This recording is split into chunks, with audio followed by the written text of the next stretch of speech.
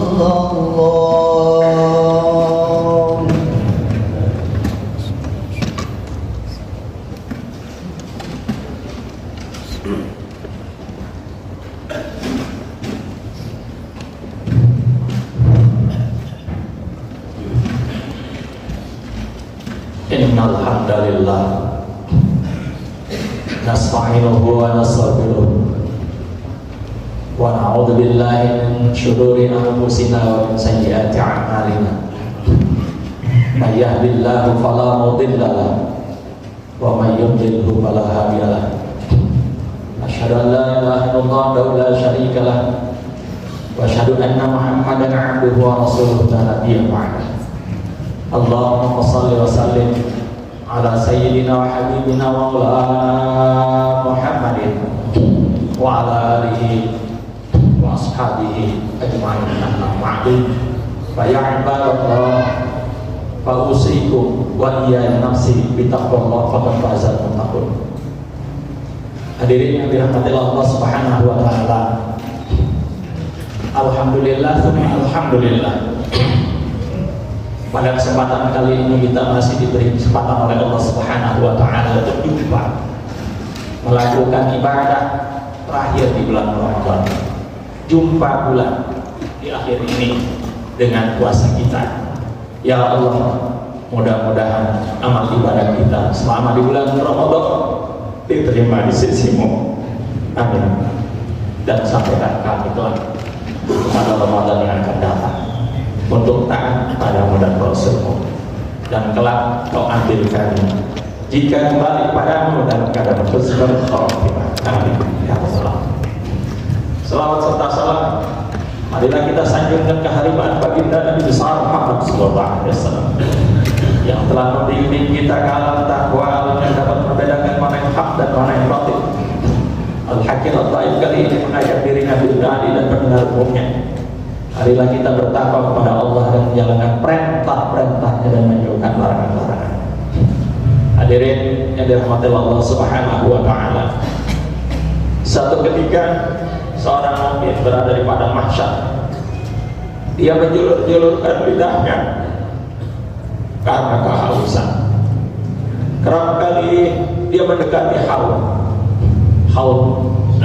yaitu telaga, ingin mengambil airnya, tertolak dia dan terlempar dia. Berusaha lagi bangun mendekatinya, begitu juga terlantar dan menjauhinya. Padahal lidahnya sudah menjulur-julur kehausan. Faja'ahu Ramadan, maka orang ini didatangkan dengan puasa Ramadan yang dia lakukan dulu waktu masa hidupnya, maka datanglah Ramadan kepadanya, mengambilkan seciduk air dari haud itu, kemudian diminumkan kepadanya, dan setelah minum air itu, orang itu tidak lagi merasa haus selama-lamanya. Subhanallah, ini ada dalam kitab Majalah Susyati Ramadan dalam sebuah hadis yang mungkin. Mudah-mudahan amal ibadah kita baca Al-Quran menjadi bagian syafi'an lana yaumil qiyamah. Beruntung yang telah menghatamkan Al-Quran ini sekali, 2 kali, 3 kali, bahkan lebih dari itu. Dan mudah-mudahan memang ini bulan Syahrul Quran. Bentar lagi dia meninggalkan kita, dia pasti datang sampai hari kiamat, dan dirinya datang dan pergi, datang dan pergi. Tapi kita ini sampai tidak pada Ramadan akan datang, kita tidak tahu. Tetapi kita masih meminta kepada Allah Subhanahu wa taala. Dulu saya meminta di sini di bulan Ramadan ini, bulan Ramadan dini kali ini, tapi di bulan Ramadan yang telah lalu, agar kita disampaikan kepada Ramadan yang sekarang kita minta lagi, ya Allah, setelah kamu terima amal ibadah kita, datangkan kami kepada Ramadan yang akan datang, karena kami rindu dengan Ramadan. Maka kali kalau Anda rindu dengan Ramadan, timpalannya adalah Al-Quran. Quran dan Ramadan akan memberi syafaat kalian nanti di hari kiamat. Apa kata Rasulullah sallallahu alaihi wasallam? Asyam Al-Quran yashfa'an yawmal qiyamah. Puasa dan Al-Quran itu akan kedua-duanya memberi syafaat pada kita. Ini hadis sahih hadirin. Ini hadis sahih.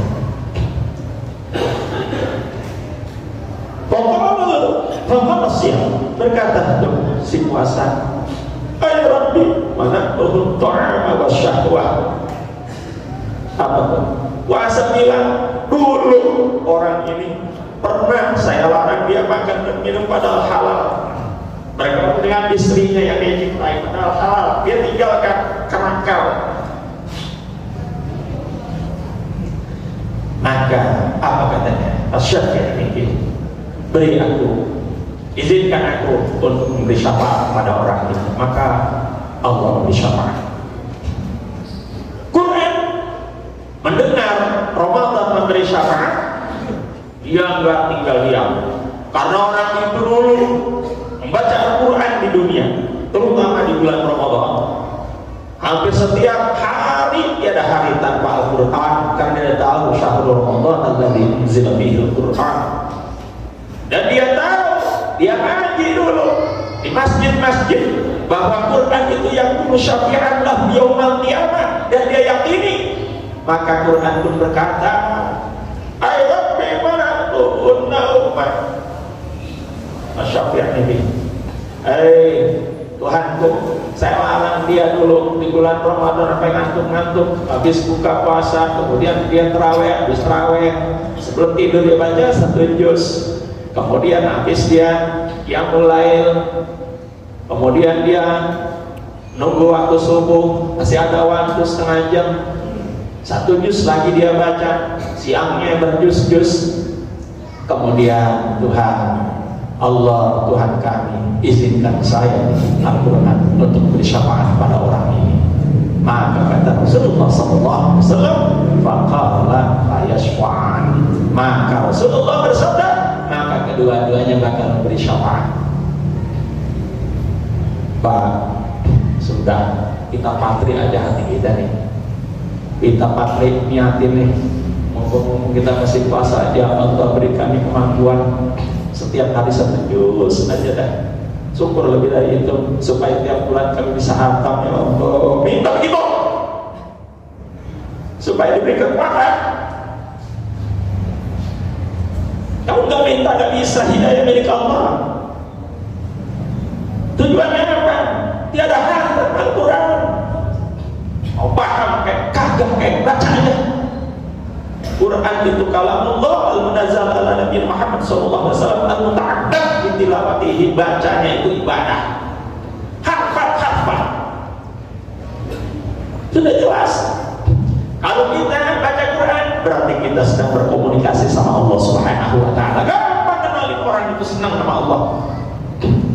Karena orang yang berpuasa ma'alakum tatakun ayun karallah malayunsa, Tuhan selalu diingat, gak dilupain. Dia sholat Allahu Akbar, ingat Allah. Kemudian dia setiap harinya 1 juz, ingat Allah. Dia berselawat kepada Kanjeng Rasul sepenuh hidupnya, sallallahu alaihi Muhammad, sallallahu alaihi Allahumma shalli ala sayyidina Muhammad wa ala sayyidina Muhammad. Begitu punya mulutnya sambil pergi kerja, di motor, di mobil, sampai di kantornya, ngapain ngomong? Mati dalam keadaan bersalawat. Maka gunakan, kita kan kagak tahu setiap kita ini kapan mau dipanggil. Memang dirahasiakan sama Allah Subhanahu wa Ta'ala, tapi ketika kita lagi meninggal dalam keadaan baca Quran, dalam qiyamul lail, dalam sujud, dalam berselawat kepada Kanjeng Rasulullah sallallahu alaihi wasallam, maka ada selawat manakala kita dawakan itu selawat tiap malam dah. Kalau di malam Jumat, Allahumma shalli ala sayyidina Muhammad al-habibil mahbub al-alil qadar al-azimil jah wa ala alihi wasallam. Ini orang kalau biasakan ini selawat, nanti ketika mati dalam kubur yang dijemput Rasulullah sallallahu alaihi wasallam, diajarin ke Marobuka, diajarin Rasulullah sok ayat orang ini. Ada lagi yang mengatakan Allahumma shalli ala sayyidina Muhammadin nabi al-ummi al-habib al-alil qadri al-azimil jah wa ala alihi wasallam. Silakan pilih yang mana saja. Dibiasakan dibaca terutama malam Jumat dan di hari-hari Jumat kayak begini sambil jalan apa saja, insya Allah nanti mati disong-song oleh Rasulullah sallallahu alaihi wasallam karena membiasakan ini selawat. Dan selawat itu membawa syafaat nanti di hari kiamat. Syafaat tidak adil kebair ummati. Yang dosa-dosa besar nanti Rasulullah yang tanganin, yang dosa-dosa kecil sama para kiai-kiai baik, guru-guru orang-orang soleh, insya Allah akan mencari murid-muridnya, akan mencari komunitasnya, teman-temannya dulu. Bisa jadi masih ada yang ketinggalan di neraka. Bahkan anak-anak yang soleh menjerit di hari kiamat, ya Allah, saya ingin mau masuk surga. Kata anaknya begitu menjerit, kenapa? Karena ayah saya belum masuk surga. Tuh anaknya punya nabi soleh, tahu diri. Di dunianya dia berbakti, di akhiratnya dia ingin sama orang tuanya. Makanya artis pada pengen kalau ditanya anaknya pada jadi orang soleh dan solehah. Nah, ini kalau kurang percaya artis dia mah artis, tapi kalau ditanya gimana anaknya, mudah-mudahan doain anak saya jadi anak yang soleh dan solehah. Betul ya, masih punya hati nurani. Siapa tahu ketika dia meninggal anaknya hafal Quran. Banyak yang artis saya lihat tuh anaknya hafal banyak Quran. Dicoba di TV, ya Allah saya berdarah air mata. Bisa jadi dia kelak masuk surganya karena anaknya yang soleh, apalagi dia hafal Quran. Makanya Pak, jangan kita tinggalkan Al-Quran, sudah patris saja diri kita dengan Al-Quran. Gak usah dengerin kata-kata orang. Baca Quran kagak paham, ngapain lo baca Quran? Gak usah didengerin setan iblis yang didengerin. Tapi kalau kita mau memperbaiki diri, baca itu terjemahannya, ngaji itu tafsirnya, itu lebih bagus. Karena itu membawa ada perubahan-perubahan. Tapi seandainya memang kita orang awam, baca saja sudah, jangan didengerin omongan orang bahwa baca Quran itu berpahala, benar ya, karena dia ini kalamullah, ini mukjizat, lain daripada Quran kita baca pahala gak pernah dapat, bisa jadi dosa numpuk. Kenapa? Isinya hoax gitu, jadi hoax di mana-mana. Apalagi lampu merah tuh, pojokan, jangan dibeli dah. Maaf ya, saya bukan larang. Masalahnya ngintip janda, tahu gitu, gitu saya pernah baca. Benar, saya pernah baca lagi jalan ke Gontor, saya beli tuh pengen iseng-iseng lampu merah, judul korannya, ya Allah, isinya ya gitu. Naudzubillah. Tapi saya mohon maaf kepada mungkin yang sekarang terjadi koran lampu merah, saya mohon maaf. Jadi sekedar contoh kayak kita jangan itu, artinya nanti diganti konten-kontennya yang lebih baik, tidak ngintip janda mandi dan begitu ya. Mudah-mudahan isi media massa itu juga lebih baik mendidik kita, amin ya rabbal alamin. Maksud saya begitu, tidak untuk mendiskreditkan, tetapi mengajak semua media massa isinya kontennya adalah baik, supaya kita, anak-anak kita terdidik dan menjadi orang-orang yang saleh dan salihah. Itu maksud saya. Dan mudah-mudahan khutbah yang singkat ini menjadi bagian, yaitu introspeksi diri kita semuanya, orang tua di rumah, guru di sekolah, masyarakat, pemuka-pemuka masyarakat, dah baik medianya kagak baik, makanya medianya juga udah baik, jangan nyalain orang dulu. Oh ini pendidikan rumahnya kurang bagus, oh ini sekolahnya brengsek, oh ini pondoknya. Jadi ya begitu mulu, tapi medianya juga pendidik, yaitu tayangan-tayangan baik di koran. Maksud saya begitu. Mudah-mudahan ajakan kita ini sama-sama untuk menjadi orang-orang yang saleh dan salihah nanti kelak dalam keadaan husnul khatimah. Barakallahu li wa lakum bil Qur'anil azim wa nafa'ani wa iyyakum bima fihi minal ayati wa dzikril hakim wa taqabbal minni wa minkum tilawatahu innahu as-sami'ul 'alim. Qul qawli hadza astaghfirullahal azim li wa lakum wa li sa'iril muslimina wal muslimat fastaghfiruhu innahu huwal ghafurur rahim. Allahumma shalli ala Sayyidina Muhammadin wa ala ali Sayyidina Muhammad.